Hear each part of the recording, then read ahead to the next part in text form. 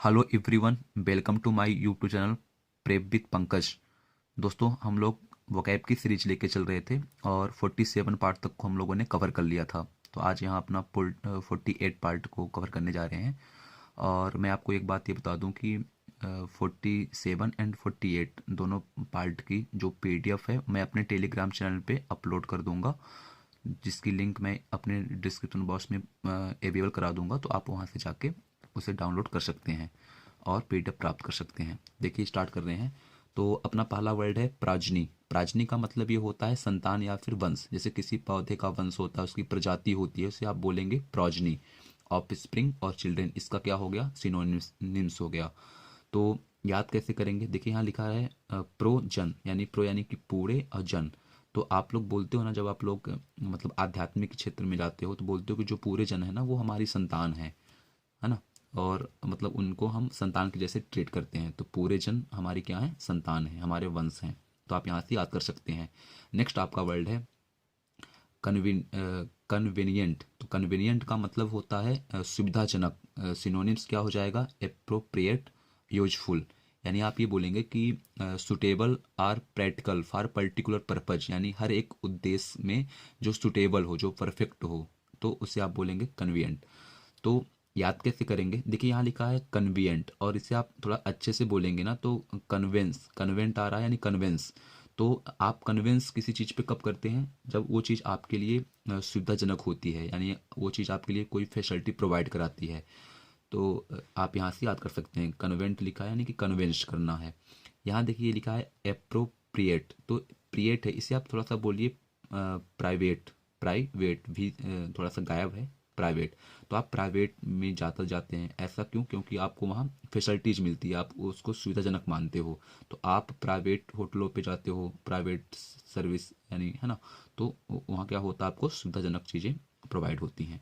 Next word आपका है परसिपिक्यूटी। तो परसिपिक्यूटी का मतलब होता है साक्ष्य, स्पष्टता, यानी कि क्लियरिटी, यानी जिसे आप बोलते हो एविडेंस, जिसे आप लूसीडिटी बोल सकते हो। जिसे मैं यहाँ लिखे दे रहा हूँ आपको, LUCIDITY।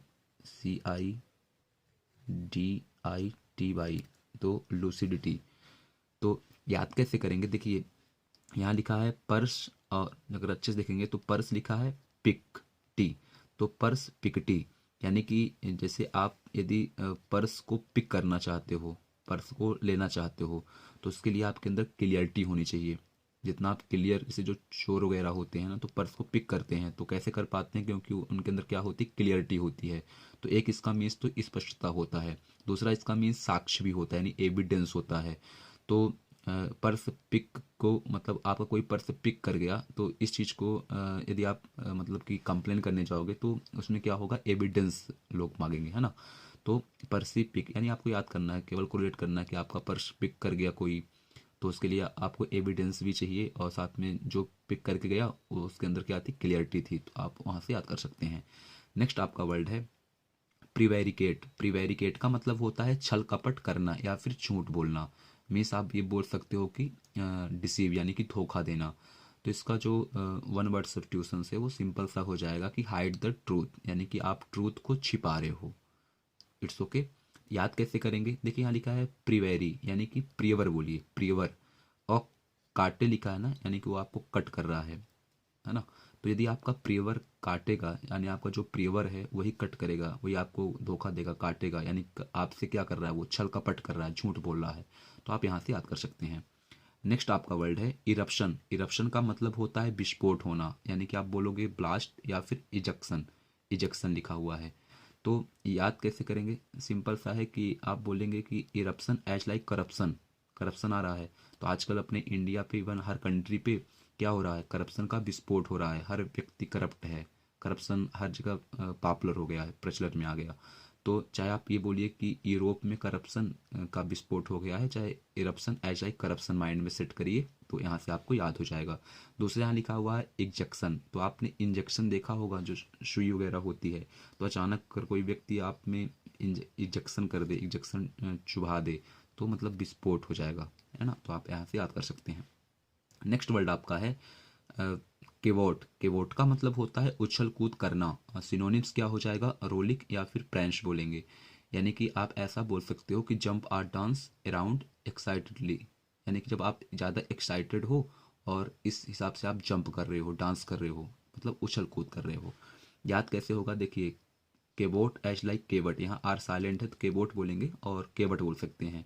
तो आपने रामायण देखी होगी, और रामायण में जैसे ही राम भगवान वो गंगा नदी के है ना, गंगा रिवर के पास आते हैं, तो केवट जो है ना उनको देख के उछल कूद करना स्टार्ट कर देता है, क्योंकि वो ज़्यादा एक्साइटेड हो जाता है। तो आप यहाँ से याद कर सकते हैं केवट एज लाइक केवट। नेक्स्ट वर्ड आपका है बी फडल। तो बी फडल का मतलब होता है चकरा जाना, यानी आप बोलोगे कि अनेबल टू थिंक क्लियरली, यानी कि आप स्पष्टता सोच नहीं पा रहे हो, उसके लिए आप सोचने में असक्षम हो गए हो, यानी आपकी जो माइंड है वो खुला के चकरा गई है, कन्फ्यूज आप हो गए हो। तो इसका जो सिनोनिम्स है वो कन्फ्यूज हो जाएगा, बदर हो जाएगा, और आप बोलोगे परप्लेक्स, ऐसा बोल सकते हैं। याद कैसे होगा, देखिए बी फडल, आप इसे बोलिए बीफल, डी को थोड़ा सा हटाइए, तो बीफल, यानी बीफल यानी होता है हार गए। तो जब भी आप किसी भी चीज़ पे विफल हो जाते हो, हार जाते हो, तो आपका जो माइंड है ना वो काम करना बंद कर देता है, यानी आप कुल मिला के चकरा जाते हो, आप क्लियरिटी नहीं सोच पाते हो, यानी आप कंफ्यूज रहते हो विफल होने में। तो आप ऐसे याद कर सकते हैं। और परप्लेक्स कॉमन सा वर्ड है ना, पर्पल, तो आप यहाँ से याद कर सकते हैं। नेक्स्ट वर्ड आपका है आस्ट्रासाइज। तो आस्ट्रासाइज का मतलब होता है निष्कासित कर देना, किसी को बाहर कर देना। यानी आप ये बोलोगे to refuse to allow somebody to be a member of social group, किसी सामाजिक जो ग्रुप बना हुआ है उसका कोई सदस्य है तो उसको आप बाहर कर दे रहे हो, यानी उसे निष्कासित कर दे रहे हो। कुल मिला के आप बैनिस, बैन लगा रहे हो, एग्जाइल यानी उसे एग्जिट, बाहर कर रहे हो। तो एग्जाइल से याद कर सकते हैं, एग्जिट शब्द जहाँ भी आएगा मतलब आप बाहर कर रहे हो, बैन कर रहे हो, यानी निष्कासन कर रहे हो। तो याद कैसे करेंगे, देखिए आस्ट्रासाइज है। सपोज बाय देन, जैसे कि आपने कोई चीज़ अपने लिए खरीदी, सपोज बाय देन आपने कपड़े खरीदे, तो यदि वो आस्ट्रा साइज यानी एक्स्ट्रा साइज का है, तो एक्स्ट्रा साइज वाला जितना भी कपड़ा होता है आप उसे बाहर कर देते हो। इवन जो भी चीज़ें हैं जो एक्स्ट्रा साइज की हैं तो आप उसको बाहर कर दे, निष्कासन कर देते हो। ऐसे याद कर सकते हैं। नेक्स्ट वर्ड आपका है ग्रेट्युटी। तो ग्रेट्युटी का मतलब होता है उपहार, यानी गिफ्ट आप बोल पाओगे, टिप। तो आप ऐसा बोलोगे कि a small amount of extra money, यानी कि एक्स्ट्रा मनी का एक छोटा सा amount that you give to somebody, जिसे आप किसी भी इंसान को देते हो, हु सर्व्स यू, जब वो आपके लिए काम करता है। मीन्स आप ऐसा इसको समझो कि जैसे मान लीजिए कि कोई गवर्नमेंट एम्प्लॉई है, तो वो जैसे टीचर कोई हो गया, वो टीचिंग का काम कर रहा है, इसके अलावा वो एक्स्ट्रा कोई काम कर दिया, जैसे वो आपका सेंसस वाले में भाग ले लिया, जनगणना वाले में, तो उसको उसके बदले कुछ ग्रेचुटी मिलेगी, ग्रेचुटी हालांकि इसे बोलते हैं।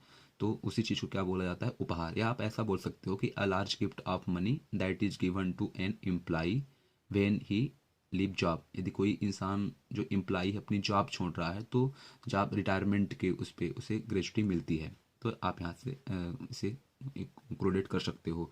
याद कैसे करोगे, देखिए यहाँ लिखा है ग्रेचुटी यानी कि ग्रेट, और इसे आप बोलिए ड्यूटी।